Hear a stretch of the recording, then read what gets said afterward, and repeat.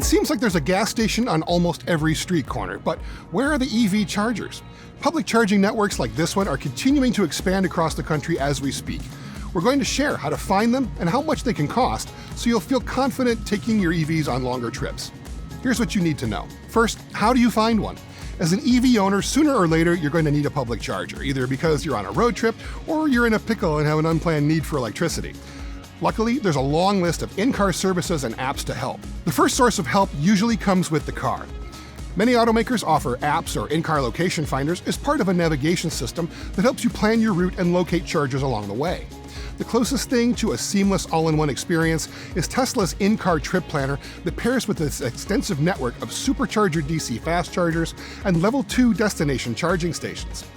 Within the car, Tesla owners can identify both level 2 and DC fast charging locations and whether or not they're available or in use.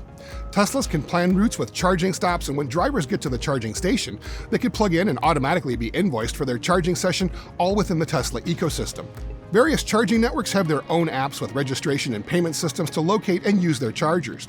ChargePoint, EVgo, and Electrify America all have substantial and growing numbers of DC fast chargers. Before downloading any of these apps, go online and research the company with chargers most convenient to your home or regular drive routes. Chargers are not distributed equally across the nation. For example, California and New York have the most public chargers out of all the states, and Alaska and South Dakota have the least. Lastly, some third-party apps can also be helpful sources of information for navigating the charging landscape. Two biggies, Google Maps and Apple Maps, offer a quick way to search for charging, and these apps are probably already on your phone.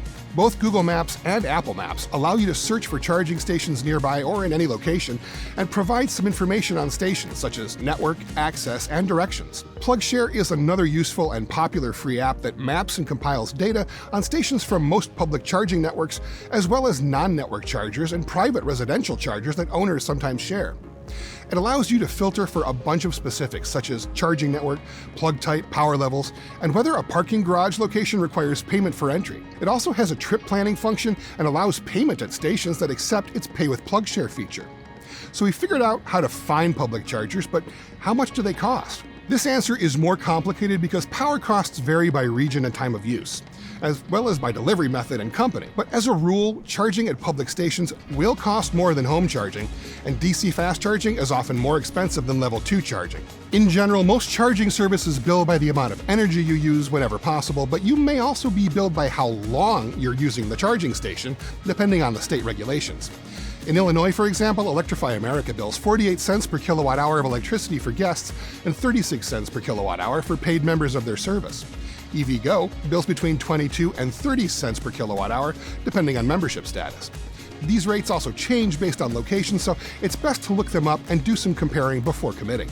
Well, what about free charging? Well, it exists if you know where to look. In many places, there are free chargers available near shopping areas, parking garages, and other public spaces. For example, the Volta network, which is in 31 states and is being acquired by Shell, has pay stations, but also operates more than 2,000 free-to-use level 2 chargers, which are subsidized by ads at the chargers themselves. They're often found at shopping and entertainment locations. One more thing to consider. If purchasing a new EV, many automakers offer free or discounted charging incentives for a set amount of time or miles, so make sure to research those before making your decision.